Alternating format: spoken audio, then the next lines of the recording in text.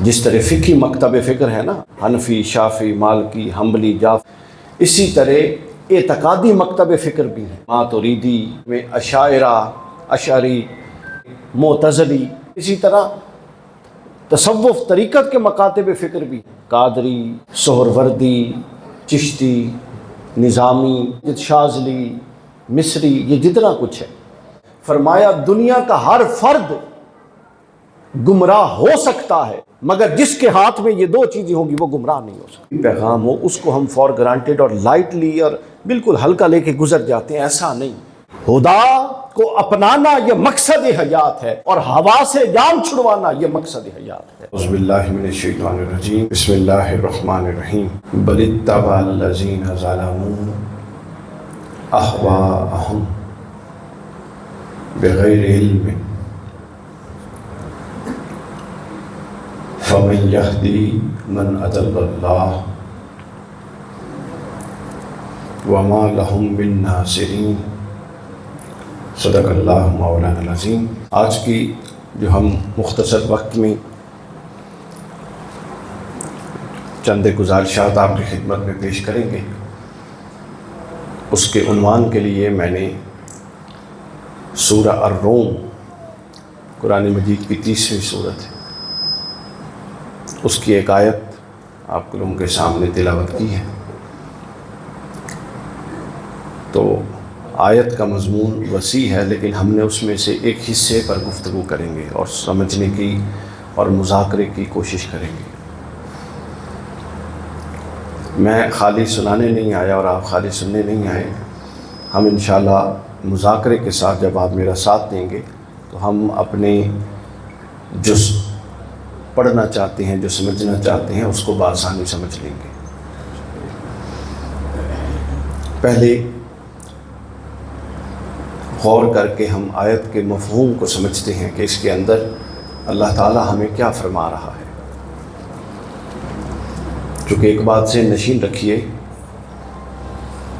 کہ اس پوری دنیا کے اندر دو چیزیں ہیں۔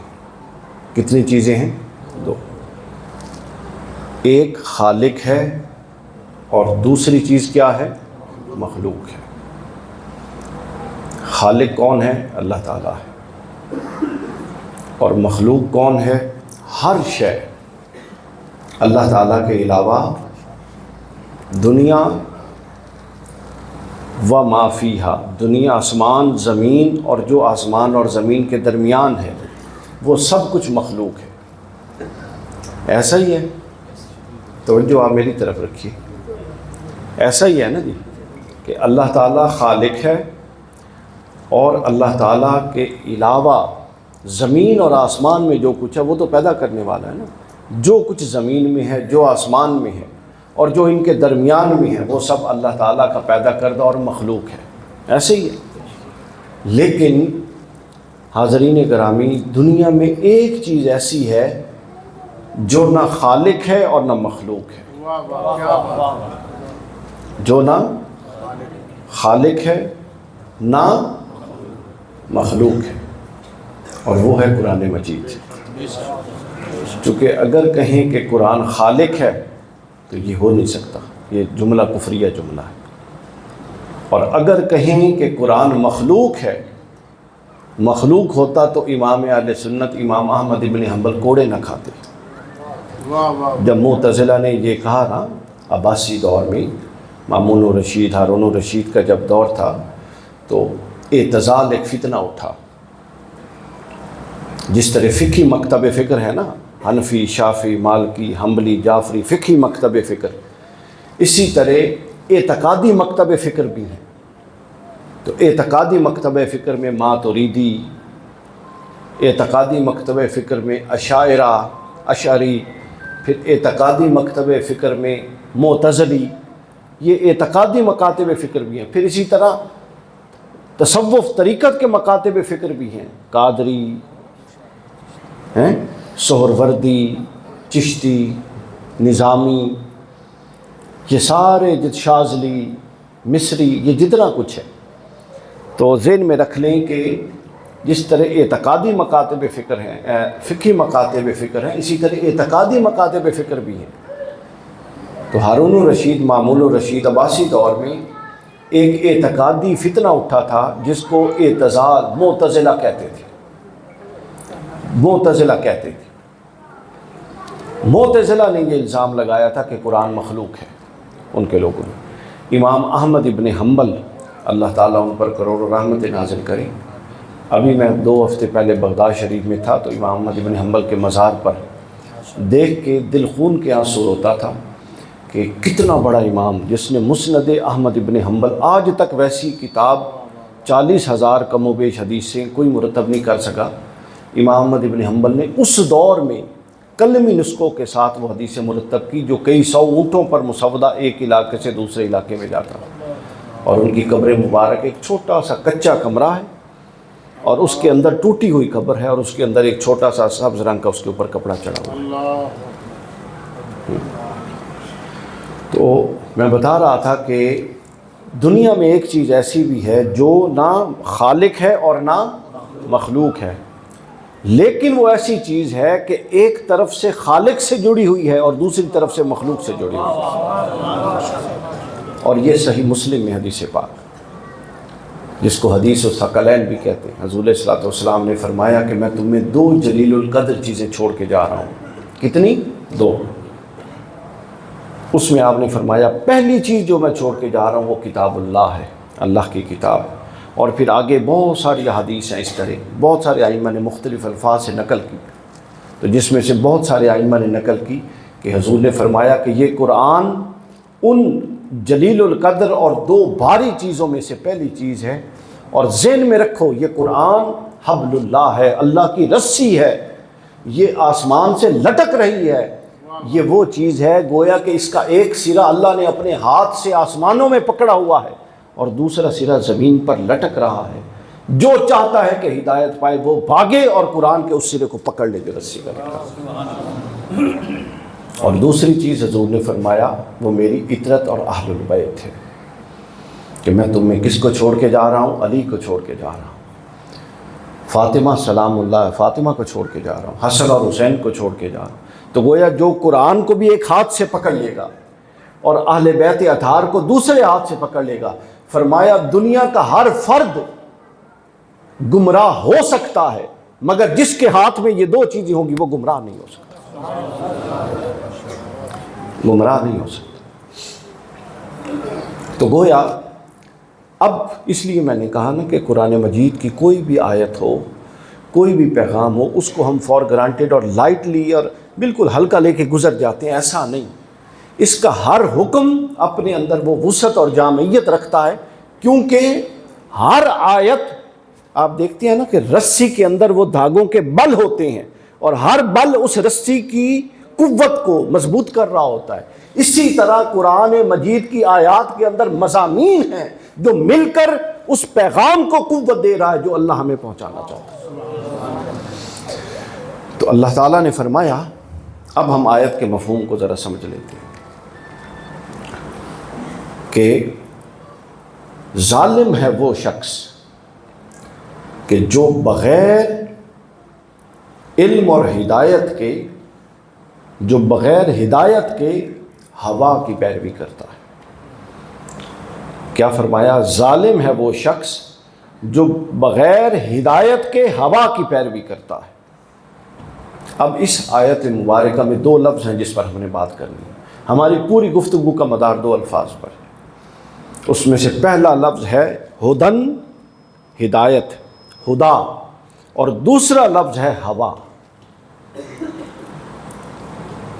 جو ہدا ہے اس کا آسان ترجمہ سمجھ لیں، ہدایت کو ہی ہدا کہتے ہیں عربی میں، اور جو ہوا ہے وہ ہوا یہ والی نہیں جو چلتی ہے، یعنی خواہش نفس اور نفس کے اندر سے اٹھنے والی حرام اور ناجائز خواہشات جو ہر انسان کے اندر سے اٹھتے ہیں، اس کو عربی میں ہوا کہتے ہیں۔ آپ سمجھئے، بس آسان بات۔ یعنی 2 چیزیں ہیں اللہ تعالیٰ نے جو ہمیں دی ہیں۔ ایک چیز ہے وہ فرماتا ہے کہ جو ہدا پر رہا وہ کامیاب رہا، اور جو خدا کے دائرے سے نکل کے ہوا کے دائرے میں پہنچ گیا وہ ناکام ہو گیا۔ وہ کیا ہو گیا؟ ناکام ہو گیا۔ ہدایت کیا ہے؟ اچھا، اب یہ دونوں چیزیں کہنے کو دو ہیں، حقیقت میں ایک ہی ہے، حقیقت میں ایک ہی ہے، کیونکہ ہدایت کیا ہے؟ مخالفت نفس، یہ ہدایت ہے، مخالفت نفس یہ ہدایت ہے۔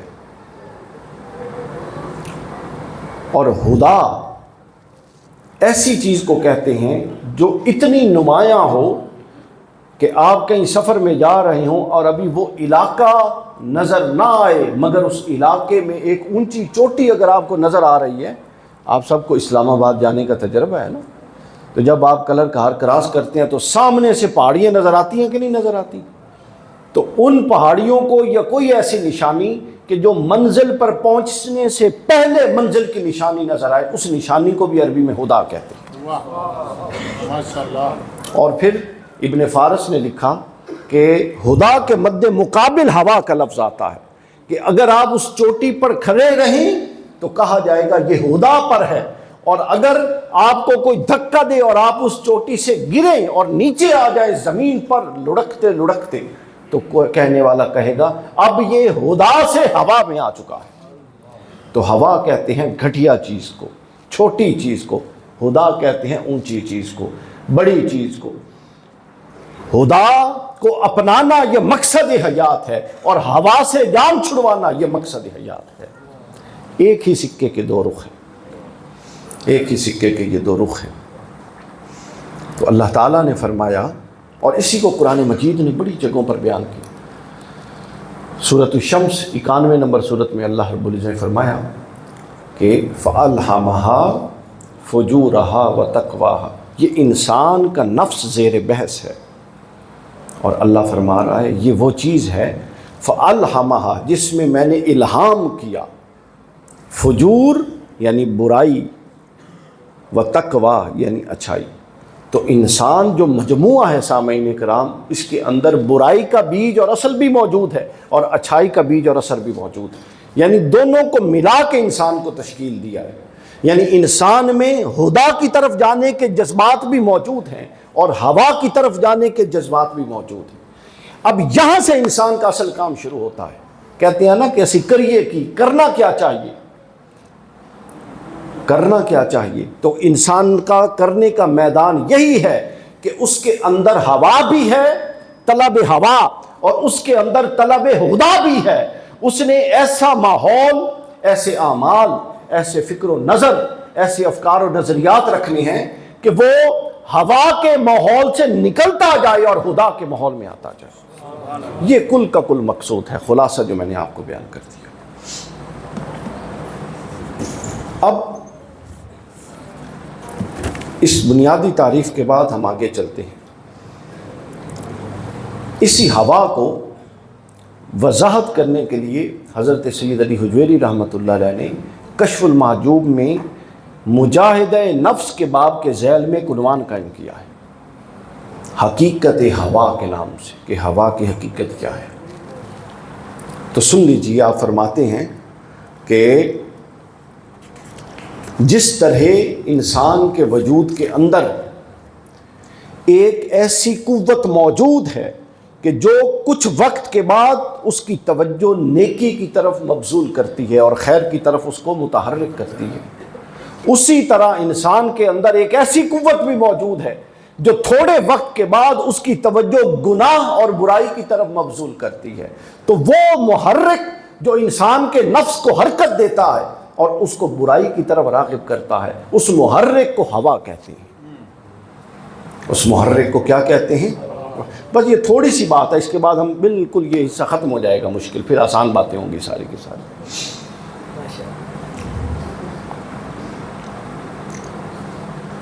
اور قرآن مجید نے بھی اسی بات کی بالکل بڑی وضاحت کے ساتھ فرمایا، وَأَمَّا مَنْ خَافَ مَقَامَ رَبِّهِ وَنَهَى النَّفْسَ عَنِ الْهَوَىٰ، جو اللہ کے سامنے کھڑے ہونے سے ڈر گیا اور اپنے نفس کو ہوا سے پاک کر لیا، اس کے لیے فرمایا فَإِنَّ الْجَنَّةَ هِيَ الْمَأْوَىٰ، اسی کے لیے اللہ کی جنت ماوا پڑی ہوئی ہے، اسی کے لیے اللہ کی جنت ماوا پڑی ہوئی ہے۔ اور حضرت عبداللہ ابن عباس رضی اللہ تعالیٰ عنہ سے کسی نے پوچھا کہ یہ جو قرآن کی آیت ہے کہ فلاں شخص نے خواہشات کو خدا بنا لیا، افرأیت من اتخذ الہ ہوا، جس نے اپنی خواہشات کو خدا بنا لیا، اس کی کیا مراد ہے؟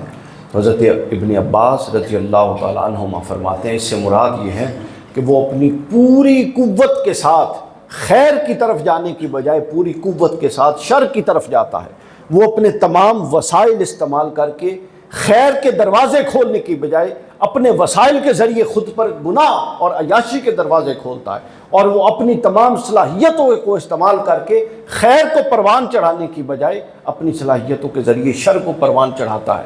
ایسے شخص کے لیے اللہ نے فرمایا یہ اپنی خواہشات کے ہاتھوں یوں بک چکا ہے گویا کہ ان کو خدا مان چکا ہے۔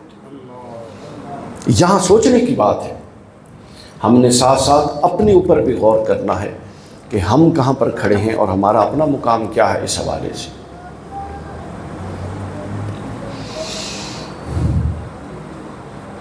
پھر جو میں نے دو باتیں بتائی نا کہ ایک ہدا ہے اور ایک ہوا ہے، ان دونوں کا مقام ہے۔ ہدا کا مقام انسانی وجود میں قلب ہے، دل ہے، ہدا کے اثرات دل پر ہوتے ہیں اور ہوا کے اثرات انسان کے نفس پر ہوتے ہیں، نفس پر ہوتے ہیں۔ حضرت ابراہیم، اب یہاں پر ایک بڑی اہم بات آ رہی ہے، اس کو غور سے سنیے۔ حضرت ابراہیم خواص رحمۃ اللہ تعالیٰ علیہ بغداد شریف میں مدفون بیان کرتے ہیں، کہتے ہیں کہ میں نے کسی راہب کے بارے میں سنا کہ وہ 70 سال سے ایک گرجے میں بند ہے اور عبادت کر رہا۔ کہتے ہیں کہ ہمارے دور میں، یعنی ان کے اپنے دور میں، عبادت کی جو آخری حد تھی خلوت نشینی کی وہ 40 سال ہوتے تھے۔ حضرت ابراہیم خواص کہتے ہیں میں چلتے ہوئے گیا کہ میں دیکھوں کہ یہ کون ہے کہ جو اتنا طویل عرصہ خلوت گزین ہو کے بیٹھا ہوا ہے، کہ 40 سال گزر چکے ہیں، اب وہ 70 سال کے قریب پہنچ گئے۔ فرماتے ہیں کہ جب میں اس کے پاس گیا تو میں پہنچا ہی صحیح تو اس نے اپنے کچے گھر کی کمرے کی کھڑکی کا دروازہ کھولا اور کہا کہ ابراہیم کیا پوچھنے آئے ہو؟ انہوں نے کہا اگر آپ میرے نام سے واقف ہیں تو میرے سوال سے بھی واقف ہوں گے۔ حضرت ابراہیم خواص کو جواب وہ دیتا ہے، وہ کہتا ہے کہ مسئلہ یہ نہیں ہے، بات یہی ہے کہ ہمارے ہاں رواج 40 سال کا ہی تھا، مگر میرے پاس ایک جانور کا نام لیا اس نے جو عام طور پہ گلیوں میں پایا جاتا ہے۔ اس نے کہا میرے پاس ایک ایسا جانور ہے جس کو میں جب باندھتا ہوں اور اس کو سدھارنے کی کوشش کرتا ہوں وہ سدھرتا نہیں، وہ پھر وہاں سے اپنی رسی کو چھڑوا کے پھر ادھر ادھر منہ مارنے پھر لگ جاتا ہے، تو میں اس کو روک کے بیٹھا ہوں۔ صوفیاء کرام اپنے نفس کو کتوں سے تشبیہ دیتے تھے، وہ کہتے تھے کہ میرے پاس ایک جانور ہے۔ وہ رکا نہیں، پھر تھوڑی دیر بعد اس نے پھر دروازہ کھولا، اللہ اکبر، اس نے پھر دروازہ کھولا اور اس نے کہا کہ اے ابراہیم خواص، لوگوں کی تلاش اور ان کی ہدایت کو چھوڑ، خلوت میں بیٹھ جا اور دیکھ کہ کہیں تیرے اندر بھی کوئی ایسا جانور اور ایسے اوصاف تو نہیں پائے جاتے کہ تو خود سے غافل ہو اور لوگوں کی ہدایت کے لیے چل پڑا ہو۔ حضرت ابراہیم خواص کہتے ہیں کہ اس کی بات مجھے یہ بڑی عجیب لگی کہ وہ مجھے متنبہ کر رہا ہے۔ اس کے بعد وہ فرماتے ہیں کہ پھر میں آیا اور میں نے خلوت گزینی شروع کی۔ دوستان گرامی ایک بات ذہن نشین رکھیے، چاہتے، اقبال نے کہا چاہتے سب ہیں کہ ہوں اوج ثریا پہ مقیم، پہلے ویسا کوئی پیدا تو کرے قلب سلیم۔ چاہتے سب ہیں کہ اونچے مقام پر اتریں، مگر اونچے مقام کے جو تقاضے ہیں وہ ہم پورے نہیں کرنا چاہتے۔ مجھے ایک بات بتائیں، جو شخص ایک بکری نہ چرا سکتا ہو، کبھی اس کو ریوڑ دیا جائے گا چرانے کے لیے؟ ذرا غور کیجیے، جو شخص ایک بکری نہیں چرا سکتا کون عقل مند اس کو ریوڑ دے گا؟ تو جو شخص اپنے نفس کو نہیں سنبھال سکتا، اللہ اس کو دوسروں کی ہدایت اور دوسرے اس کے ذمہ کیسے ڈال سکتا ہے؟ کیسے ڈال سکتا ہے؟ چاہتے سب ہیں کہ ہوں اوج ثریا پہ مقیم، پہلے ویسا کوئی پیدا تو کرے قلب سری۔ تو گویا جو ایک بکری کو اور ایک جانور کو نہیں چلا سکتا، اس کو پھر لشکر کے لشکر نہیں دیے جاتے سدھارنے کے لیے، چونکہ اللہ دیکھ رہا ہے کس کی تو استعداد ابھی خود اپنے ایک جانور جو اس کے اندر نفس موجود ہے اس کو سنبھالنے جوگی نہیں ہے، اس نے باقیوں کو کیا چلانا ہے۔ اور پھر اسی طرح یہ ایک بات ذہن نشین رکھیے، یہ جو ہوا کا عمل ہے، گناہوں پر اکسانا ہے، یہ ہمیشہ انسان کے ساتھ رہتا ہے۔ حضرت جنید بغدادی رضی اللہ تعالیٰ عنہ کے پاس ایک شخص آیا اور باہر آ کے پڑا رہا۔ جس دن وہ آ کے لیٹا، باہر آ کے بیٹھا رہا، حضرت جنید بغدادی کی اسی دن سے جو اللہ کی طرف توجہ تھی، اس توجہ میں وہ کمی بیشی آنی شروع ہو گئی۔ آپ بڑے پریشان کہ کیا ہوا ہے، میری وہ توجہ نہیں بن رہی۔ تو ایک دن پورا گزرا، دوسری رات گزری، تیسری رات، بالآخر آپ جب باہر نکلے تو وہ بندہ بیٹھا تھا۔ تو فرماتے ہیں کہ اے شخص، اب مجھے پتہ لگا کہ میری توجہ اللہ کی طرف کیوں نہیں بن رہی تھی، چونکہ اللہ کا ایک بندہ اپنی حاجت لے کے جنید کے دروازے پر تھا اور جنید بندے کو چھوڑ کے اللہ سے تعلق جوڑنے میں لگا ہوا تھا۔ تو وہ تعلق اللہ نے نہیں جوڑا اس قوت کے ساتھ۔ تو میں جب پریشان ہوا تو باہر، اب تو بتا تو کیا کرنے آیا ہے؟ اس بندے نے کہا کہ میں فلاں جگہ پر آپ آئے تھے اور آپ نے واعظ و نصیحت کیا تھا، اور میں آپ کے واعظ و نصیحت کے بعد حق کی راہ پر آ گیا، لیکن میں کیا کروں، میں جتنی محنت کرتا ہوں، جتنی کوشش کرتا ہوں۔ وہ شخص رو پڑا، وہ کہتا ہے میں بوڑھا ہوں، جتنی کوشش کرتا ہوں اس کے باوجود اپنے نفس کے شکار سے بری نہیں ہو سکا۔ وہ پھر مجھے اکساتا ہے اور پھر خود مجھے میرے ہی خلاف استعمال کر دیتا ہے۔ ہم سب شعور رکھتے ہیں نا کہ صحیح کیا ہے، غلط کیا ہے۔ ہم سب شعور رکھتے ہیں نا کہ حق کیا ہے، باطل کیا ہے، کیا گناہ ہے اور کیا گناہ نہیں ہے، بتائیے، رکھتے ہیں نا۔ تو کبھی آپ نے غور کیا ہے کہ ہمارے وجود کے اندر وہ کیا ہے کہ جس کو ہمارے عقیدے میں حرام تصور کیا جاتا ہے، ہمارے ہاتھ وہی کام کرنے لگ جاتے ہیں؟ وہ کون سا دشمن ہے جو ہمارے اندر ہی ہمارا دشمن موجود ہے؟ کوئی تو ایسا ہے نا کہ میں چاہتا ہوں، بتاتا ہوں کہ یہ چیز حرام ہے، میں سمجھتا ہوں کہ اس کا یہ گناہ اور وبال ہے، اس کے باوجود میں خود جب اس گناہ میں انوالو ہو جاتا ہوں اور اپنی آخرت خراب کرتا ہوں، تو کوئی تو ہے نا جو مجھے کو میرے ہی خلاف استعمال کر رہا ہے۔ کبھی ہم نے غور کیا وہ کیا ہے؟ وہ جو ہے اس پر گرفت کرنا، یہ اصل چیز ہے۔ بابا بلے شاہ نے کیا کہا تھا کہ تو ڈھونڈنا ہے باہروں جا کے، وہ تیرے اندر بیٹھا ہوا ہے۔ تو لہٰذا یہ غور کیا۔ وہ حضرت جنید بغدادی سے پوچھتا ہے، کہتا ہے کہ میں بوڑھا ہو گیا ہوں، میری داڑھی سفید ہو گئی ہے، مگر آج بھی میں نفس کے شر سے پاک نہیں ہو سکا۔ مجھے کوئی ایسا وظیفہ، کوئی ایسا عمل بتائیے کہ میرا نفس اگر مجھے اکسائے کسی گناہ کی طرف تو میں گناہ کی طرف نہ جاؤں۔ حضرت جنید بغدادی نے ایک ایسا جملہ فرمایا جو ہم سب کے لیے سبق ہے، اور یہ واقعہ میں نے اسی کے لیے سنایا۔ آپ نے فرمایا، اے شخص سن لے، جب تک تیری سانس چل رہی ہے تب تک تجھے اپنے نفس کی محافظت اور نگہبانی کرنی ہے۔ یہ نہیں ہو سکتا کہ کوئی ایسا وظیفہ ہو، کوئی ایسی عبادت ہو تو کرے اور تو نفس کے شر سے پاک ہو جائے، ایسا نہیں ہو سکتا۔ ایسا انبیاء سے معصوم ہے، انبیاء کے بعد کسی کے ساتھ ایسا معاملہ نہیں۔ جب تک تو زندہ ہے تو اپنے نفس کا نگہبان بنایا گیا ہے، اور یہی تیرا میدان ہے جس کی بنیاد پر تیرا اجر، ثواب یا گناہ کا فیصلہ ہونے والا ہے۔ حضرت یوسف علیہ السلام تیسرے پارے کی 13ویں پارے کی پہلی آیت کیا فرماتے ہیں؟ وما ابرئ النفس نفسی ان النفس لامارۃ بالسوء، کہ میں دعویٰ نہیں کرتا کہ میں نفس کی تمام چالوں سے بری ہو چکا ہوں، یہ تو ابھی بھی اکسانے والا ہے۔ ہم سب نفس کی چالوں کے اندر گھرے ہوئے ہیں۔ اب اس کے اندر اگلی بات سنیے جو کشف المحجوب میں آئی۔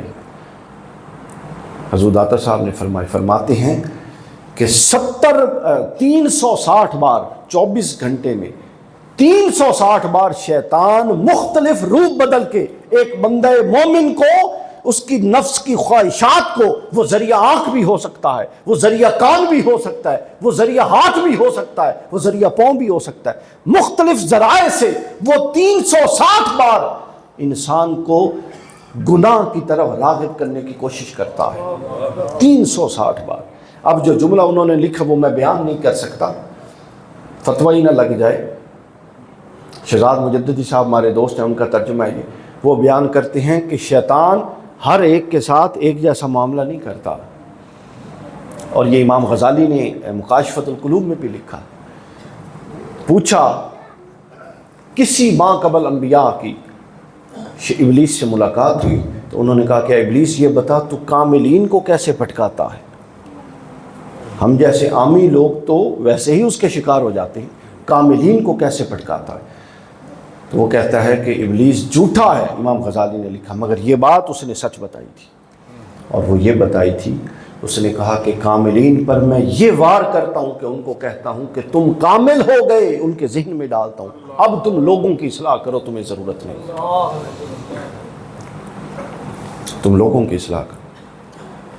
حضرت یہ دیکھیے جو تھے ایران کے اتنے بڑے شاعر حضرت شیخ سعدی شیرازی رحمۃ اللہ علیہ، اپنے بیٹے کو جگاتے ہیں تہجد کی نماز کے لیے، 2 رکعت پڑھتا ہے، اور پھر وہ کہ نوجوان تھا نا جی، وہ کہتا ہے جی ابا جان دیکھیں یہ کیسے بدبخت ہیں، سوئے ہوئے ہیں۔ انہوں نے سر پکڑ لیا، انہوں نے کہا معلوم نہیں بیٹا تیرے یہ 2 رکعت نفل قبول ہوئے یا نہیں ہوئے، مگر یہ اتنے مومنوں کے بارے میں جو تو نے بدگمانی کی، یہ تو اللہ کے ہاں لکھی گئی۔ تو یہ ساری خرابیاں ہیں جو ہمارے اندر وجود کے اندر موجود ہیں۔ اچھا انسان ستھرا انسان بنے گا تو وہ ستھرا معاشرہ بنائے گا۔ ہم یہ کہتے ہیں نا کہ معاشرہ بڑا خراب ہے، معاشرہ خراب نہیں ہے، چونکہ معاشرہ جس سے بنتا ہے وہ ہم ہیں، اگر ہم ٹھیک ہو جائیں تو معاشرہ آسمانوں سے تو کسی نے آ کے نہیں بنانا۔ تو میں یہ عرض کر رہا تھا کہ اس بات کا ادراک کہ کیا میں نفس کے چنگل میں ہوں یا نہیں ہوں، یہ بڑی خطرناک بات ہے۔ پھر اس کے بعد آگے چلیے، عوارف المعارف کے اندر حضرت شیخ عمر شہاب الدین سہروردی، کشیریہ کے رسالہ کشیریہ کے اندر امام ابو القاسم الکشیری، اور فتوح الغیب کے اندر حضور غوث الاعظم، اشارتاً تینوں نے یہ بات لکھی کہ یہ جو ہوا ہے یہ پیدا کب ہوتی، قوت کب ہوتی ہے۔ اب 2 مختلف لوگ ہیں نا جی، ایک ہے کبھی گناہ کرتا ہے اور نادم ہو جاتا ہے، اور ایک ہے اکثر گناہ کا، یہ نوجوانوں سے میں مخاطب ہوں، بزرگان سے، ایک ہے اکثر گناہ کرتا ہے۔ فرق کیا ہے ذرا سمجھیے غور نہ، کیا خوبصورت نکتہ ہے، توجہ سے سمجھیں۔ جو شخص، ایک چیز ہے گناہ کرنا، جب ہم گناہ کر دیتے ہیں تو وہ گزر گیا اور اس کا گناہ لکھا گیا، اور اس کے بعد اگر ندامت آئی یا سرکشی آئی یہ بات کے سارے معاملہ۔ ایک ہے گناہ کرنا، ایک ہے گناہ کیا نہیں ہے مگر گناہ کو ذہن میں رکھ کے پال رہا ہے۔ گناہ کی گنجائش دل میں بھی موجود ہے اور دماغ میں بھی موجود ہے۔ تو گناہ کرنا تو چند لمحوں کے لیے چند اعضاء کو آلودہ کرنا ہے، مگر گناہ نہ کر کے گناہ کو ذہن میں پالنا پورے باطن کی تباہی کا باعث ہے۔ ہم یہ جو سستی لذات لیتے ہیں گناہوں کو دل اور دماغ میں پال کے، اندر سے باطن کو سیاہ کر دیتے ہیں۔ یعنی گنجائش، جس دل کے اندر گنجائش ہے کہ موقع ملے گا تو کر دوں گا، اور اس نے ابھی ڈیڈ لاک نہیں کیا اپنا گناہوں کے ساتھ، وہ سمجھ لے کہ اس کا باطن سیاہ ہے۔ ہم گناہوں کو ذہن میں پالتے ہیں اور اس پالنے سے لذت لیتے ہیں اور موقع کی تلاش میں ہوتے ہیں۔ موقع پر ایک کیے ہوئے گناہ والا اتنا بڑا گناہگار نہیں ہے جو سالوں سے گناہ ذہن میں پال رہا ہے، جتنا بڑا اندر کی خباثت اس کے اندر پل چکی ہے۔ یہ زیادہ خطرناک چیز ہے۔ تو لہٰذا اس کو صوفیہ خطرہ کہتے ہیں، خطرہ، کہ جب ایک ذہن کے اندر ایک ارتعاش، گناہ کی ایک لہر گزری، ایک لہر گزری، اگر دل کے دروازے کھلے ہوئے ہیں اور دل کے اندر گنجائش ہے کہ اگر آ جائے گی تو قبول ہو جائے گی، تو وہ دل کے اندر سے جب گزرتی ہے تو دوسری دفعہ اور تیزی سے گزرتی ہے، تیسری دفعہ اور تیزی سے گزرتی ہے۔ جب وہ دیکھتی ہے کہ اس کے اندر میرے لیے کوئی رکاوٹ نہیں ہے تو وہ گناہ پھر اس جگہ کے اندر قیام گاہ بناتا ہے، وہ گناہ اس جگہ کے اندر کیا کرتا ہے؟ اپنی قیام گاہ بناتا ہے، اور آہستہ آہستہ آہستہ وہاں رکنے لگ جاتا ہے۔ اور جہاں ڈیڈ لاک ہوتا ہے گناہ کا کہ بندے نے اس طرح کی توبہ کی کہ اب وہ یہ طے کر چکا ہے کہ اب میں گناہ نہیں کروں گا، جو مرضی ہو۔ ایک بات اور بھی سمجھ لیں، اس پکی توبہ کے بعد گناہ ہو جائے وہ نقصان دہ نہیں ہے، لیکن جب آپ توبہ ہی نہیں کرتے، آپ نے ابھی عزم و ارادہ ہی نہیں کیا، اب عزم و ارادے کے بعد اللہ سے مدد ہی نہیں مانگی، اللہ جانتا ہے کہ یہ تو ابھی عزم اور ارادے والا نہیں۔ اگر عزم اور ارادہ ہو اور وہ بخشنے پہ آئے تو وہ 100 قاتلوں کو بخش دیتا ہے، ایک بالشت کے فاصلے پر 100 قاتلوں سے بخش دیتا ہے۔ اس کے ہاں مطلوب تمہارا عمل نہیں ہے، اس کے ہاں مطلوب تمہارا ارادہ اور تمہاری نیت ہے۔ یہاں دو باتیں اور بھی سننی۔ حضرت امام شافعی رحمۃ اللہ تعالی علیہ کی خدمت میں ان کا ایک شاگرد آیا اور وہ آ کے کہتا ہے کہ حضرت میں پڑھتا ہوں اور بھول جاتا ہوں۔ کیا؟ اب وہ یہ سمجھ رہا تھا کہ یہ تو ایک ذہنی ریاضت کا عمل ہے، میں کوشش کر کے مطالعہ کرتا ہوں اور وہ ذہن سے نکل جاتا ہے، اس کا کوئی حل بتائیں۔ امام شافعی نے فرمایا گناہ چھوڑ دو۔ اب وہ بڑا پریشان ہوا کہ گناہ کا اس ذہنی ریاضت کے ساتھ کیا تعلق؟ پوچھا نہیں، ذہن میں یہ بات تھی۔ امام شافعی اس کے سوال اور اس کے چہرے پر حیرت سمجھ گئی، فرماتے ہیں کہ بیٹا بات سن، مجھے ایک بات بتا کہ تو ایک گندے برتن میں دودھ لیتا ہے، کوئی ایسا برتن جس میں پیشاب کے چند قطرے ہوں یا گندگی کے چند قطرے ہوں، تو اس کے اندر دودھ لے لے گا اور کیا اس کے اندر ڈلا ہوا دودھ استعمال کر لے گا؟ اس نے کہا لا حول ولا قوت، وہ تو سارا دودھ ہی نجس ہو جائے گا، میں کیسے استعمال کروں گا؟ تو امام شافعی نے فرمایا اگر تجھ میں اتنی سمجھ ہے کہ گندے برتن میں ستھرا دودھ نہیں لینا، تو اللہ تو تجھ سے زیادہ غیرت مند ہے، وہ اپنا علم کا نور ایسے دل میں کیسے ٹھہرا سکتا ہے جہاں گندے تصورات اور خیالات بھی موجود ہوں؟ تو چونکہ ایک محنت اور ریاضت کرتا ہے، اس ریاضت کے نتیجے میں ایک دفعہ وہ علم میں آتا ہے، مگر وہ دیکھتا ہے کہ یہاں تو گناہ ہی گناہ ہے، وہاں سے وہ اٹھ کے نکل جاتا ہے، وہاں سے وہ اٹھ کے نکل جاتا ہے۔ حضرت بایزید بسطامی رحمۃ اللہ علیہ فرماتے ہیں کہ بندہ مومن کے دل کی طرف اللہ تعالیٰ ایک دن میں 70 بار توجہ فرماتا ہے۔ کتنی بار؟ 70 بار توجہ کس وجہ سے فرماتا ہے؟ اللہ اس وجہ سے فرماتا ہے کہ اللہ دیکھتا ہے کہ اس کے دل میں کون رہتا ہے، اس کے دل میں اگر اللہ کا غیر اس کے دل میں موجود ہو تو اللہ اتنا غیرت مند ہے کہ جہاں اس کا غیر بیٹھا ہو وہ وہاں نہیں آیا کرتا، اور جب وہ دیکھتا ہے کہ دل خالی ہے اور اس نے میرے لیے خالی کیا ہوا ہے، پھر وہ فوراً نہیں آتا، پھر وہ آزمائش میں ڈالتا ہے اور دیکھتا ہے کہ دیکھتے ہیں یہ محبت میں کتنا سچا ہے اور کتنا عرصہ دل خالی رکھتا ہے، پھر وہ دیکھتا رہتا ہے دیکھتا رہتا ہے۔ ایک وقت آتا ہے کہ جب اس کو یقین اور اس کی وہ معاملات آزمائش انتہا کو پہنچتی ہے اور وہ اپنے علم کے ساتھ جانتا ہے کہ یہ ایک عرصے سے میرے لیے دل کو خالی کیے ہوئے، اللہ پھر وہاں آ کے مقیم ہو جاتا ہے۔ ایک بات ذہن میں رکھیے، اللہ رب العزت کی غیرت کا یہ عالم ہے کہ جو اللہ کو زندگی کی پہلی ترجیح نہیں بناتا، اللہ دوسری ترجیح نہیں بنتا۔ نعرہ تکبیر، نعرہ رسالت، نعرہ حیدری، عظمت و شان مصطفیٰ۔ اگر اللہ تعالیٰ آپ کی زندگی کی پہلی ترجیح نہیں ہے تو سمجھ لیں دوسری ترجیح وہ بنتا ہی نہیں ہے، یہ اس کی شان کے خلاف ہے کوئی اس کو دوسری ترجیح بنائے، اور ترجیحات کا تعین آپ نے خود کرنا ہے۔ اور دیکھیے ہم میں سے کتنے لوگ ہیں کہ جن کی پہلی ترجیح اللہ کی ذات ہے، چونکہ ترجیحات آپ کی پوری شخصیت کو ڈیزائن کرتی ہیں، بہت کم ہوں گے۔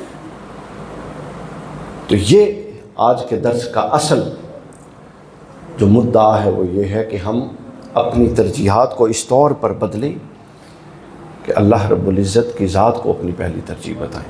تو میں عرض کر رہا تھا کہ ہوا جو ہمیں گناہوں کی طرف رغبت دیتی ہے، اس کا بیج کہاں سے پھوٹتا ہے؟ اس کا بیج اس گنجائش سے پھوٹتا ہے جو ہم گناہ کرنے کی اپنے دل یا دماغ میں رکھتے ہیں۔ اور جو شخص ڈیڈ لاک کر دیتا ہے گناہ کے ساتھ، بائیکاٹ کر دیتا ہے اور کوئی امکان نہیں رکھتا، اس کے اندر یہ قوت کمزور ہوتی چلی جاتی۔ اور جو شخص یہ رکھتا ہے وہ پھر اندر سے کمزور ہوتا چلا جاتا ہے۔ اور پھر ایک وقت آتا ہے، عمر گزر گئی گناہ کرتے کرتے بوڑھے ہو گئے، ایک وقت آتا ہے کہ پکا ارادہ ہوتا ہے، لیکن اس وقت پکے ارادے کے بعد اعصاب جواب دے بیٹھتے ہیں۔ امام غزالی نے کیمیاء سعادت کے اندر لکھا، فرماتے ہیں کہ ایک شخص تھا، ایک درخت کی مثال دی، فرماتے ہیں کہ ایک شخص تھا اور اس کا وہ جو درخت اس نے ایک پودا لگا ہوا تھا وہ خواہشات نفس کا پودا تھا۔ ایک وقت تھا کہ اس کے مسلز میں اور اس کے اعصاب میں اتنی طاقت تھی کہ وہ جب چاہتا اس پودے کو جڑ سے اکھاڑ کے پھینک دیتا۔ امام غزالی فرماتے ہیں لیکن اس نے یہ ہمت نہیں کی، وہ اس گنجائش گناہ کو پالتا رہا۔ اب ذرا دیکھیے کتنا فطری عمل ہے، وقت گزرتا گیا تو وہ جو پودا تھا وہ درخت بنتا گیا اور اس کی جڑیں زمین میں مضبوط ہوتی گئیں، پیوست ہوتی گئیں، اور جو وقت گزرتا گیا اس نوجوان کا بڑھاپے کی طرف سفر شروع ہوا اور اس کے اعضاء اور اس کے اعصاب کمزور ہوتے گئے۔ فرماتے ہیں پھر ایک آخری وقت آتا ہے 40 سال کے قریب کہ جب اس کی توانائیاں اور اس درخت کی پختگی برابر ہوتی ہے، اب ایک بڑی عظیم لڑائی اور عظیم مجاہدے اور محاسبے کے بعد وہ چاہے تو اب بھی اکھاڑ سکتا ہے، مگر اگر کوئی پھر اس کو گنجائش دیتا ہے اور اپنی لذتوں کا خریدار ہے اور لذتوں کے ساتھ کٹ آف کرنے کو تیار نہیں ہے اور ذہن میں دل میں ابھی بھی گناہ پالنا چاہتا ہے، وہ پھر جانے دیتا ہے۔ فرماتے ہیں کہ پھر ایک ایسا وقت آتا ہے کہ اس پر بڑھاپا اور اس کے اعصاب کمزور ہو چکے ہوتے ہیں اور درخت اتنا جڑ پکڑ چکا ہوتا ہے کہ اب وہ چاہ بھی لے تو اس کے جڑوں سے نہیں اکھاڑ سکتا۔ آپ لوگوں کو تجربہ ہوا ہے کبھی پہاڑ پر چڑھنے اور اترنے کا؟ سب کو ہوا۔ کیسے چڑھتے ہیں پہاڑ پر؟ ایک قدم، پھر دوسرا قدم پہلے سے زیادہ قوت کے ساتھ اٹھانا پڑتا ہے کہ نہیں؟ بتائیں، قوت اور سمجھداری کے ساتھ۔ ایک تو زور لگتا ہے، دوسرا اپنے آپ کو بیلنس کرنا ہوتا ہے کہ کہیں گر نہ جائے۔ پھر تیسرا قدم اس سے زیادہ سمجھداری اور قوت کے ساتھ۔ اور درخت سے اترے ہیں کبھی، پہاڑ سے اترے ہیں، ایک قدم آپ نے اٹھانا ہے اور 4 قدم خود اٹھیں۔ تو امام غزالی علیہ الرحمہ فرماتے ہیں انسان کے نفس کی تشکیل نیکی اور گناہوں کی بابت ایسے کی گئی ہے کہ نیکی یہ ہے کہ ہر قدم خود پہلے سے زیادہ قوت سے اٹھائے گا تو اٹھے گا، اور گناہ کا معاملہ نفس کے ساتھ اس کی تشکیل اور اس کی تخلیقی ساخت ایسی ہے، ایک قدم اٹھائے گا 3 پر وہ خود جری ہو جائے گا۔ تو لہٰذا یہ سادہ سودا فیصلہ آپ کے ہاتھ میں ہے۔ یہ ماورائی دنیا سے نکل آئیے کہ معجزات ہوں گے، یہ ہوگا، وہ کچھ نہیں ہے۔ ہم میں سے ہر بندہ انفرادی طور پہ اپنے عمل کا اللہ کی بارگاہ میں جواب دہ ہے۔ تصوف اس لیے تھا کہ ہم صوفیاء سے ان کی راہ سمجھیں، ان کی زندگیوں کو لیں، ان کی محنتوں سے سبق سیکھیں۔ ہم نے تصوف یہ بنا لیا کہ میں نے تو اس بخشا دینا، میں نے تو لے کے جائے گا اور میں نے وہ لے کے جائے گا، اور یہ مجھے وہ لے کے جائے گا، وہ لے کے جائے گا۔ اس تصور نے مریدین کو اور ہم کو بے عملی کی طرف راغب کر دیا، اور پھر ہم نے دین کا پیراڈائم ایسا بنا دیا، اپنے خطابات اور تقریریں ایسی کی کہ صرف اللہ کی شان رحیمیت اور رسول اللہ کی شفاعت بیان کی، اللہ کی گرفت، رسول اللہ صلی اللہ علیہ وسلم کی محنتیں، صحابہ کرام کا خشیت، اہل بیت اطہار کی قربانیاں جو انہوں نے انسانی سطح پر دی۔ اتنے محبوب بندے ہونے کے باوجود ہم نے وہ چیپٹر ہی کلوز کر دی اور سستی جنتوں کے سوداگر بنا دیے۔ نتیجتاً پوری کی پوری قوم بے عملی کا شکار ہے۔ نتیجتاً ہر شخص یہ سمجھتا ہے جنت علی کیڑی گل ہے، حضور نے بخشوا دینا۔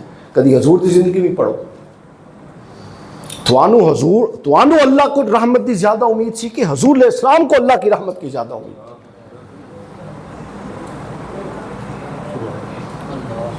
لاہور میں مزار حضرت میاں میر رحمۃ اللہ، سنا ہوا ہے نام؟ یہ میں پتہ کیوں بات کر رہا ہوں کہ صوفیاء سے جو کچھ لینا تھا ہم نے وہ چھوڑ دیا سارا کا سارا۔ اگر کوئی بیان کیا تو ماورائی کرامات بیان کی جس سے تصوف پر اگلوں نے گرفت کی، اور ہم پکڑ کے بیٹھ گئے اور ہم نے کہا یہ فلانا ہے اور فلانا ہے۔ جبکہ جب آپ مقدمہ کمزور رکھیں گے تو مخالف کا حق بنتا ہے وہ تنقید کرے اور گرفت کرے آپ کی۔ تو سامعین کرام، قرآن مجید کا تقاضا یہ ہے۔ اور پھر دوسری بات کیا ہے، ہم بے عمل کیوں ہیں؟ بے عمل اس لیے ہیں کہ ہم صرف ماورائے قصے کہانیاں سنتے ہیں، ہمارا قرآن سے کوئی تعلق نہیں، کوئی تعلق۔ کتنے لوگ ہیں جو سال میں ایک دفعہ قرآن کو سمجھ کے ترجمے کے ساتھ پڑھتے ہیں؟ پتہ نہیں کتنے لوگ ہیں۔ ہم اگر اللہ کی طرف سے کسی شے کو پڑھنے کے پابند کیے گئے ہیں تو وہ صرف قرآن ہے، اور اگر ہم کسی شے کو نہیں پڑھتے تو وہ صرف قرآن ہے۔ رسول اللہ صلی اللہ علیہ وسلم نے دنیا سے جاتے ہوئے ہمیں دو چیزیں دی تھیں، ایک قرآن اور اہل بیت، اور ہم نے بھی صرف دو کو چھوڑا ہے، ایک قرآن اور اہل بیت۔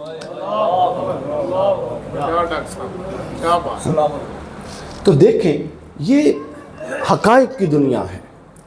اللہ نے اصول بیان فرمایا، لیس للانسان الا ما سعی۔ یہ دنیا بقدر جد و جہد ہے، یہ معجزات کی دنیا نہیں ہے۔ یہ دنیا کیا ہے؟ بھائی جہاں جگہ ملتی ہے بیٹھتے جائیں، مجھے ڈسٹربنس ہوتی ہے، بیٹھتے جائیں۔ یہ دنیا بقدر جد و جہد ہے، آپ جتنی کوشش کریں گے۔ وَمَن يَعْمَلْ مِثْقَالَ ذَرَّةٍ خَيْرًا يَرَهُ وَمَن يَعْمَلْ مِثْقَالَ ذَرَّةٍ شَرًّا۔ ایک ذرہ بھی خیر ہوگی تو اللہ اس کو رکھنے والا نہیں، اور ایک ذرہ بھی شر ہوگی تو اس کے لیے بھی پیشی ہوگی۔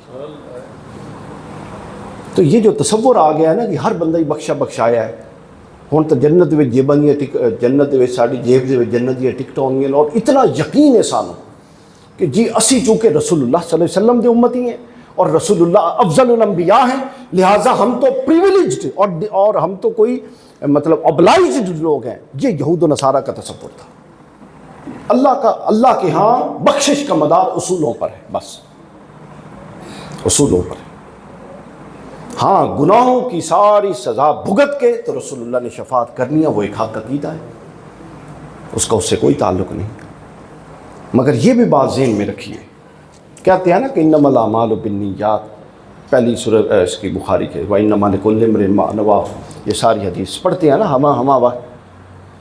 تو گناہ ہر انسان سے ہو سکتا ہے اور ہوتا ہے، گناہ پر اللہ کی مغفرت بھی ہے اور رسول اللہ کی شفاعت بھی ہے، یہ ایک الگ معاملہ ہے۔ اب میں اگلی چیز بتانے لگوں، لیکن ہمارے گناہ پتہ ہے کیا ہیں؟ ایک ہے گناہ کا ہونا بطور انسان، کچھ عرصے بعد بہک گیا انسان اور چند لمحات ایسے گزرے کہ وہ گناہ کر بیٹھا۔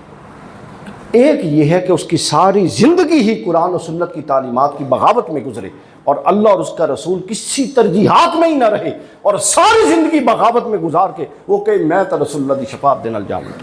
کیا رسول اللہ نہیں جان دے کہ اس دی زندگی دی نیت کی ہے؟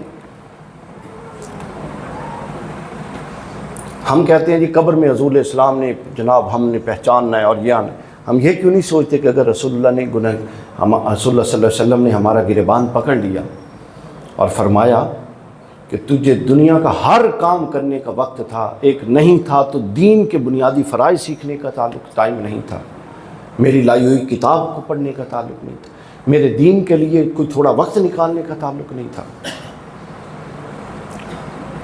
تو یہ وہ سب چیزیں ہیں جن کو کرنے کی ضرورت ہے۔ تو میں عرض کر رہا تھا کہ ہوا پیدا کیسے ہوتی ہے کہ جب آپ سیریس نہیں ہوتے، اور تمام محدثین کا جنہوں نے کتاب الکبائر امام ذہبی نے لکھی اور بہت سارے ائمہ محدثین کی کتب ہیں، امام ابو الیاس سمرقندی کی اور لوگوں کی، تو اس پر جب کبائر اور صغائر کی تقسیم کی نا تو انہوں نے فرمایا کہ ایسا صغیرہ گناہ جس کو ہلکا سمجھ کے باصرار کیا جائے وہ حکماً کبیرہ ہو جاتا ہے۔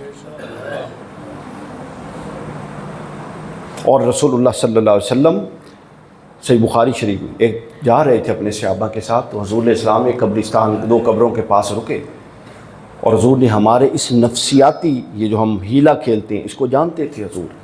حضور نے فرمایا صحابہ کو رک کر کہ تمہیں معلوم ہے ان دو قبروں پر عذاب ہو رہا ہے، اور ان دو گناہوں کی وجہ سے ہو رہا ہے جن کو تم ہلکا جانتے ہو۔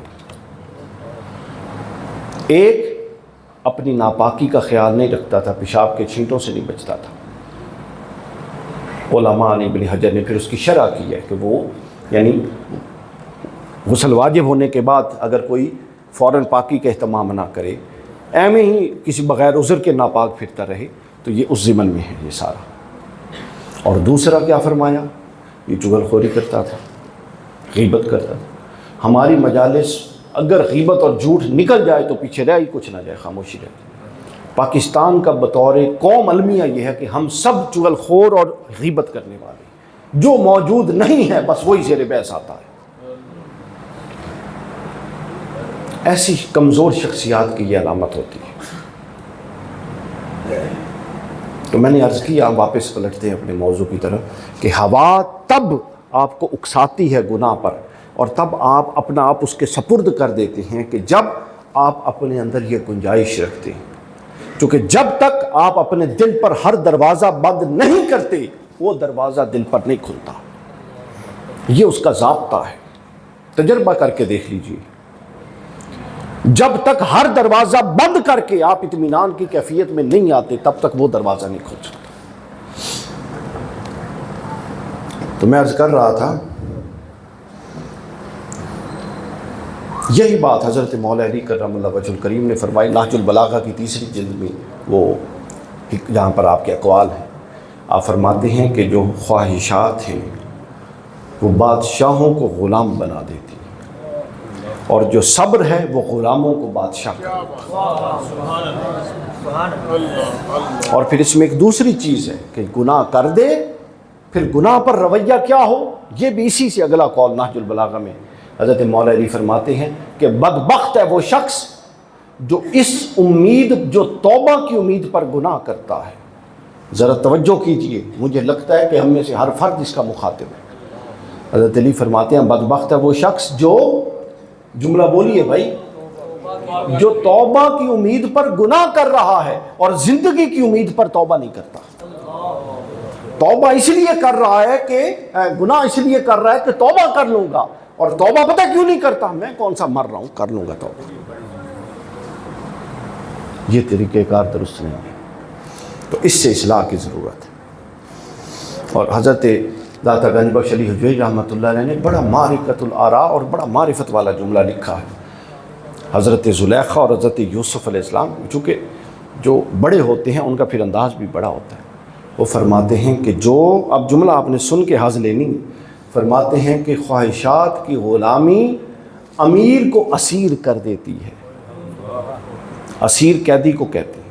یہ زلیخا کے بارے میں لکھا کہ وہ کتنی امیر تھی، عزیز مصر کی بیوی، کہ خواہشات کی غلامی امیر کو اسیر، یعنی اس نے یوسف کی محبت میں اس کو قید کر دیتی ہے، اور خواہشات کی مخالفت اسیر کو بادشاہ بنا دیتی ہے۔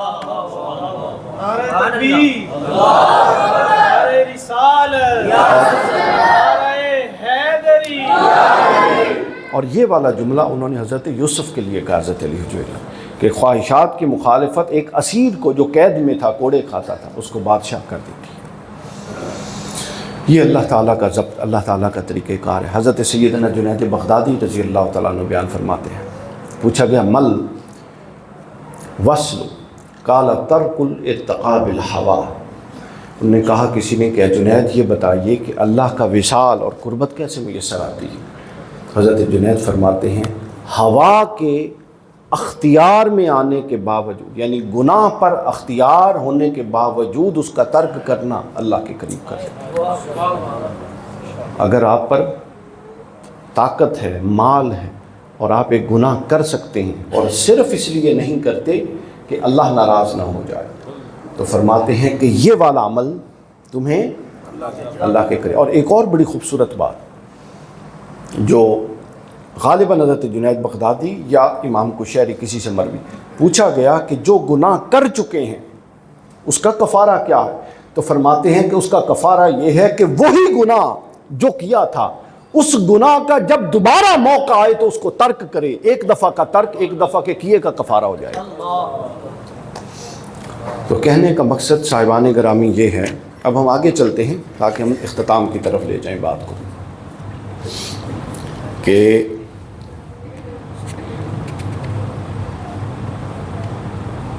حضرت ذوالنون مصری کے دور میں ایک شخص تھا، بیان کرتے ہیں حضرت ذوالنون مصری رضی اللہ تعالیٰ، فرماتے ہیں کہ ایک شخص تھا، میں نے دیکھا کہ وہ ہواؤں پر یوں تصرف رکھتا تھا کہ جس طرف کی وہ دعا کرتا اللہ کے ہاں ہوائیں اس طرف چل پڑتی، ہواؤں پر تصرف۔ یہ کوئی غیر معقول بات ہے، اللہ تعالیٰ نے اپنے نبی کو سمندر و ہواؤں جنوں پر تصرف دیے ہوئے ہیں، تو جو چیز نبی کو ملی ہے وہ بطور کرامت کسی بھی ولی کو مل سکتی ہے، یہ اصول ہے۔ اس کو ابن تیمیہ نے المجموع الفتاویٰ میں بھی بیان کیا۔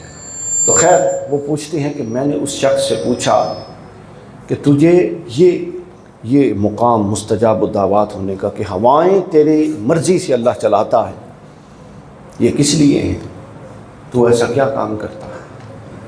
انہوں نے کہا میں اپنے نفس کے اندر کسی خواہش کو ٹھہرنے نہیں دیتا۔ خواہش تو آتی ہے، اگر کوئی یہ کہے کہ اسے خواہش نہیں آتی تو وہ جھوٹا ہے۔ انسان کی جو تخلیقی ساخت ہے وہ ہے اس نوعیت کی کہ خواہشات تو آنی ہیں، پھر انسان کا میدان یہ ہے کہ خواہشات کو ٹھہرنے نہ دے، بس آئے اور اس کو ڈیڈ لاک کر کے نکال دے۔ وہ فرماتے ہیں حضرت ذو مصری، اور یہ قرآن مجید نے ضابطہ بیان کیا جو میں نے آپ کے سامنے رکھ دیا، والذین جاہدوا فینا لنہدینہم، اس میں جو ہے نا لنہدینہم، یہ لام تاکید کے لیے، ہم ضرور بے ضرور اس پر کھولیں گے جو شخص ہماری راہ میں مجاہدہ کرے گا، آخری حد تک کوشش کرے گا۔ لنہدینہم، ہم ضرور بضرور اس پر کھولیں گے، کیا ایک رستہ نہیں، سبیل نہیں، سبل کئی رستے کھولیں گے۔ مولا کون سے رستے؟ سبلنا، اور جو بھی رستہ اس کے لیے کھلے گا وہ اس کو ہماری طرف لے کر سبلنا، اس کی طرف لے جانے والے بہت سارے رستے وہ کھول دے گا پھر اللہ اس کے لیے نا۔ تو یہ ہم نے اپنی جو گفتگو کا ایک حصہ، پہلا حصہ کرنا تھا وہ ہم نے کر لیا۔ اور یہاں پر ایک اور بات جس کو جو عام طور پہ اعتراض بھی ہوتا ہے، حضور نبی اکرم صلی اللہ علیہ وسلم کی ذات مبارکہ کے حوالے سے میں بتا دوں کہ آپ کو معلوم ہے کہ حضور نبی اکرم صلی اللہ علیہ وسلم اور اللہ کے تمام انبیاء گناہ اور مادہ گناہ اور امکان گناہ سے پاک ہیں، کلیت معصوم ہیں، عصمت، اس کو عقیدہ عصمت کہتے ہیں۔ سید علی حجویری رضی اللہ تعالیٰ عنہ مجاہد نفس کے ضمن میں یہ حدیث لائے ہیں، بڑی خوبصورت حدیث، آیت لائے ہیں قرآن مجید کی، ما انزلنا علیک القرآن لتشقی، کیا محبوب یہ قرآن ہم نے اس لیے تو نہیں نازل کیا کہ آپ مشقت میں پڑ جائیں۔ یہ آیت بیان کر کے آپ فرماتے ہیں کہ بندہ یہ سمجھ لے کہ مخالفت نفس اور ریاضت اور مجاہدہ اتنا ضروری ہے کہ جس نبی پر یہ واجب ہی نہیں تھا وہ اصلاً معصوم تھا، اس نے بھی اس کو سنت کرنے کے لیے مجاہدے کیے تھے۔ رسول اللہ نے، حضور داتا صاحب کا یہ استدلال ہے کہ رسول اللہ نے یہ مجاہدے اصلاً پتہ کیوں کیے؟ تاکہ چونکہ رسول اللہ تو مصفہ مزکہ منزہ تھا آپ کا نفس پاک، لیکن اگر آپ کا یہ عمل مبارک نہ ہوتا تو یہ سنت تو نہ بنتا، اور آپ اگر راتوں کو نہ جاگتے تو یہ آیت تو نہ اترتی۔ تو یہ عمل امت میں بطور سنت جاری کرنے کے لیے بیان فرمایا، بطور سنت جاری کرنے کے لیے یہ بیان فرمایا۔ تو لہٰذا اب آپ سمجھ گئے کہ ایک چیز ہوتی ہے ہدا اور ایک چیز ہوتی ہے ہوا۔ ہم نے وہ اعمال کرنے ہیں جس سے ہدا کو حرکت ملے اور ہوا کو دبایا جا سکے۔ ہوا اور محل ہوا، اس کو ختم کرنا مقصود نہیں ہے شریعت کا، اس کو حد اعتدال میں لانا مقصود ہے، چونکہ خواہشات کا خاتمہ اسلام کا مقصود نہیں ہے۔ خواہشات کو درست راہ پر ڈال دینا اور جائز طریقوں سے پورا کر دینا حد اعتدال میں رکھ کے، اسلام کا یہ راہ ہے، اسلام کا یہ راہ ہے۔ بس اب 2-3 باتیں میں نے عرض کرنی ہیں، اس کے بعد ہم اس کو ختم کرتے ہیں۔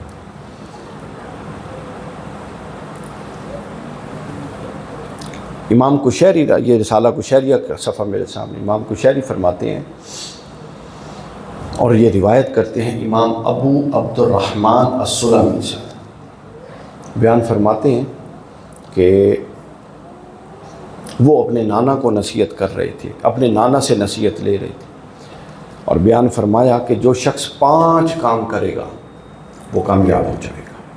کتنے کام؟ فرماتے ہیں کہ جس شخص نے،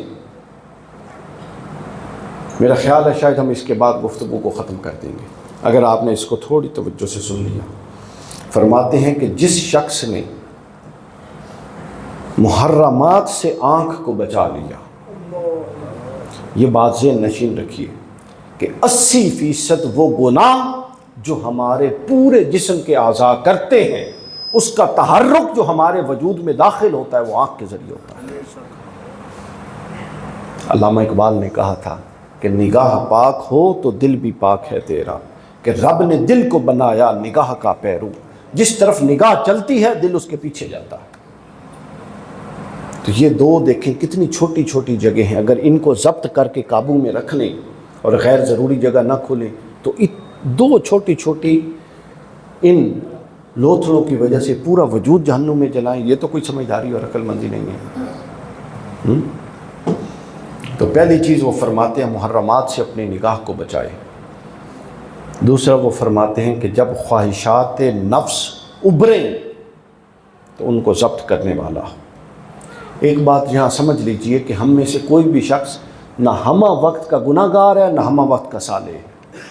یہ ایک خاص دورانیہ آتا ہے جس وقت امتحان ہوتا ہے کہ یہ نیک ہے یا بد ہے۔ وہ جو لمحہ آتا ہے خطرہ جس کو کہتے ہیں، وہ جو لمحے گناہ آتا ہے چند لمحات جس میں ہم گناہ کر گزرتے ہیں، اصل مردانگی اسی وقت دکھانی ہوتی ہے۔ ہمہ وقت کوئی بھی گناہ گار نہیں، ہمہ وقت کا کوئی بھی متقی نہیں، وہ خاص لمحات ہوتے ہیں، اسی وقت وہ آزمائش ہوتی ہے کہ اب یہ کتنا مضبوط آدمی ہے۔ دوسرا فرماتے ہیں کہ خواہشات پر قابو رکھنے والا ہو۔ تیسرا فرماتے ہیں کہ اپنے باطن پر غور کر کے ہمہ وقت اپنے اوپر نگاہ رکھنے والا ہو کہ میرا حال کیا ہے۔ لوگوں پر نگاہ رکھنے کے معاملات کو چھوڑ دیں، ہم خود اتنے کمزور ہیں کہ ہم نے کسی پر کیا حکم لگانا ہے یا کسی پر کیا نگاہ رکھنا۔ تو تیسری چیز وہ بتاتے ہیں کہ اپنے باطن کی زمین دیکھیں، دل کی زمین پر کتنی جھاڑیاں ہیں، کتنے ایسے بوٹے ہیں جو اصل درخت کو، جو توحید اور رسالت اور معرفت کے درخت کو پھلنے پھولنے نہیں دیتے، ان بوٹوں کو اکھاڑ کے پھینکنے کی ضرورت ہے۔ باطن کا مراقبہ۔ چوتھی چیز بیان کرتے ہیں کہ ظاہر کو، پورے عمل کو، ظاہر عمل یعنی ہاتھ حرکت کریں گے، پاؤں چلیں گے، زبان بولے گی، تو یہ ظاہر کے پورے عمل کو سنت کے حصار کے اندر ڈال لیں۔ اور چوتھی فرماتے ہیں، پہلی چیز آنکھ کی حفاظت، دوسری خواہشات پر ضبط، تیسری باطن کا مراقبہ، چوتھی ظاہر کو سنت کے اندر لپیٹ دے پورے ظاہر کو، اور پانچویں خود کو رزق حلال کا عادی بنا دے۔ فرماتے ہیں کہ جس کے اندر یہ 5 چیزیں ہوں گی اس کی فراست اور فہم کی اللہ اتنا شعرہ کرے گا کہ دنیا معترف ہوگی۔ اللہ تعالیٰ اتنا شعرہ کرے گا کہ اس کے فہم کی دنیا معترف ہو جائے گی، دنیا معترف ہو جائے گی۔ اور پھر یہیں سے، جس طرح کہ میں بار بار بتا رہا ہوں، یہیں سے یہ سب ارادی کام ہے۔ تقویٰ ہے نا، یہ میری نئی کتاب جو ہے، اس کا پہلا رقم جو سورۃ بقرہ کا ہے، اس کا عنوان میں نے یہی باندھا ہے، ذالک الکتاب لا ریب فیہ ھدی للمتقین۔ ہدایت کیا ہے، تقویٰ کیا ہے؟ اختیاری عمل ہے۔ آپ چاہیں تو اعمال تقویٰ والے کریں، چاہیں تو فجور والے کریں۔ اور اللہ نے قرآن کے آغاز میں ہی تقویٰ کو، ہدایت کو تقویٰ کے ساتھ جوڑ دیا، اور تقویٰ اختیاری عمل ہے، یعنی قرآن نے آغاز میں ہی ہدایت کو آپ کے عمل کے ساتھ اور آپ کی کوشش کے ساتھ جوڑ دیا۔ یعنی آپ کتنے سیریس ہیں ہدایت لینے کے لیے۔ ہدایت اتنا سستا سودا نہیں کہ مانگے نہ مانگے سب کی جھولی میں ڈال جائے، ایسا نہیں ہے۔ ھدی للمتقین، آگے ہے ھدی للناس، مگر تقدم و تاخر بھی دیکھیے کہ قرآن نے جو اپنا تعارف کروایا وہ فرمایا ھدی للمتقین، یعنی جو کوشش کر کے تقوی اختیار کرے گا اس کے لیے اللہ تعالیٰ ہدایت کی راہیں کچھ زیادہ کھولنے والا ہے۔ تو یہ ہو نہیں سکتا کہ اگر آپ اللہ کے لیے کچھ قربان کریں تو اللہ کی بارگاہ سے آپ کو عطائیں نہ ہو، یہ نہیں ہو سکتا۔ حضرت ابراہیم خواص رضی اللہ تعالیٰ عنہ بیان کرتے ہیں اس کو امام ابو طالب مکی نے قوت القلوب میں بیان کیا۔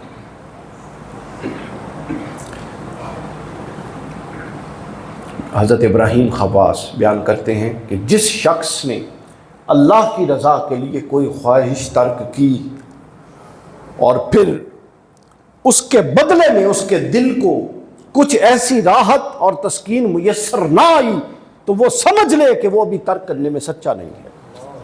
یعنی یہ ایک لازمی نتیجہ ہے کہ جب آپ برائی کو ترک کرتے ہیں تو خیر کا کوئی نہ کوئی جزو آپ کو حاصل ہوتا ہے، اور یہ تجربے کی بات ہے، تجربہ کر لیجیے۔ تو سامعین کرام، یہ اس وقت جب میں بیٹھا ہوں اور آپ بیٹھے ہیں، یہ ہمارے پاس ایک مہلت ہے۔ پیغام ہم سب کے پاس پہنچ چکا ہے، ہم میں سے ہر نے اپنی اصلاح کا سامان خود کرنا ہے، ٹھیک ہے نا؟ لہا ما قصبت وعلیہا ما اکتسبت، تمہارا کیا ہوا تمہارے حصے میں ہے، کسی اور کو نہیں جائے گا، اور کسی اور کا گناہ اس کا جواب تم نہیں دو گے، ہر کوئی اپنے کیے کا ذمہ دار، اور کرنے کا یہ والا دورانی اور مہلت ہے۔ جب یہ مہلت گزر جائے گی، اگلا پھر کرنے کا نہیں، پھر وہ یوم جزا اور یوم حساب ہے۔ تو لہٰذا اس دور میں آخرت سے متعلق سنجیدہ ہو جائیے۔ ہم ایک آخرت کو لے کے ہر معاملے میں سنجیدہ ہیں، آخرت کو چھوڑ کے آخرت میں سنجیدہ ہو جائیے۔ اللہ تعالیٰ کو اور اپنی اگلی جواب دہی کو اپنی پہلی ترجیح کے طور پہ رکھیے۔ حضرت معروف کرخی جا رہے تھے، بس آخری بات بتانے لگا ہوں۔ میں تھوڑا اور مضمون سوچ کے آیا تھا، لیکن مجھے پھر بتایا گیا کہ زیادہ تر چونکہ دیہات کا ماحول ہے، تو پھر میں نے کوشش کی کہ اس کو واقعات کی صورت میں ذرا چیزوں کو لے لوں۔ حضرت معروف کرخی رضی اللہ تعالیٰ عنہ جا رہے تھے، بہلول دانا ایک میدان میں بیٹھے ہوئے تھے، حضرت بہلول مجذوب۔ تو انہوں نے پوچھا، بعض روایات میں معروف کرخی کا نام ہے، بعض میں کسی اور بزرگ کا نام ہے۔ انہوں نے پوچھا کہ معروف، اے بہلول کیا کر رہے ہو؟ انہوں نے کہا کہ بندوں کی اللہ سے صلح کروا رہا ہوں۔ کیا کروا رہا ہوں؟ تو انہوں نے کہا کہ پھر کیا بنا، کیا پاتے ہو؟ تو بہلول کہتا ہے وہ تو مانتا ہے، یہ نہیں مان رہی، یہ مست ہے، اپنی زندگی میں بد مست ہے۔ پھر کچھ عرصہ بعد وہی بہلول دانا قبرستان میں بیٹھے تھے، اور وہ پوچھتے ہیں، وہی شخص دوبارہ گزرا اور کہا کہ اے بہلول یہاں کیا کر رہا؟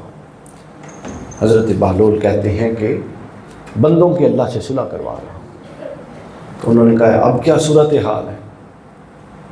تو کہتے ہیں کہ اب یہ مانتے ہیں، وہ نہیں مانتا، چونکہ وہ جو دورانیہ تھا منوانے کا وہ گزر چکا ہے، یہ دوبارہ نہیں آئے گا۔ قرآن مجید میں اہل جہنم کے جو احوال ہیں اور جو ان کی بڑی بڑی جہنم میں جانے کے بعد خواہشات اور ان کے پچھتاوے ہیں، ان اور احادیث میں، اور ان میں سے ایک یہ پچھتاوا ہے کہ کاش ہمیں ایک دفعہ دوبارہ دنیا میں جانے کا موقع مل جائے تو ہم یہ کریں گے۔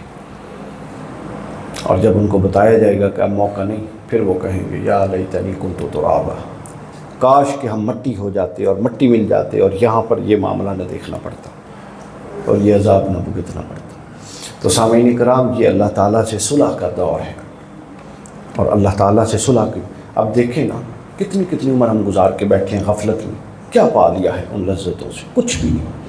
کیا حاصل حصول ہو گیا؟ کون سا قلعہ فتح کر لیا؟ بس وہ چند دیر کی وہ جو لذت ہے، اس نے ایسا دھوکہ ڈال دیا ہے کہ وہ ہمارا وقت ضائع کرتی جا رہی ہے۔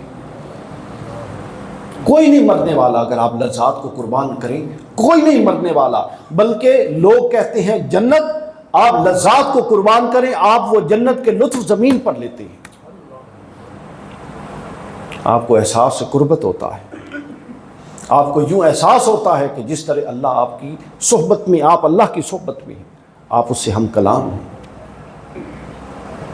یہ سب کچھ کیسے ہوگا کہ ویسے میرے ساتھ ایک دشمن بیٹھا ہو نا، اور اوپر سے کوئی شخص آئے، تو جس کا دشمن میرے پاس بیٹھا ہو وہ میرے پاس بیٹھے گا، وہ تو مجھے ویسے ہی دشمن سمجھے گا۔ تو جب ہماری صحبتیں، ہمارا کلام، ہماری نگاہیں، ہماری زندگی کے جملہ معاملات اللہ تعالیٰ کی بغاوت میں ہیں، تو وہ ہمارے قریب کیوں آئے گا؟ تو لہٰذا ہمیں آج کے اس گفتگو سے یہ سمجھنا ہے، اور صرف سننی نہیں بلکہ خود کو عمل پر آمادہ کرنا ہے کہ نہ جانے یہ زندگی کب ختم ہو جائے، لیکن اللہ کے ہاں بندے کے عزم کا اس کی بڑی ویلیو ہے اللہ کے ہاں۔ اللہ کسی کے اجر کو، حتیٰ کہ وہ ایک دن کا ہی عزم کیوں نہ ہو اور اس کے پیچھے 100 سال کے گناہ کیوں نہ ہو، وہ عزم کو ضائع نہیں کرتا۔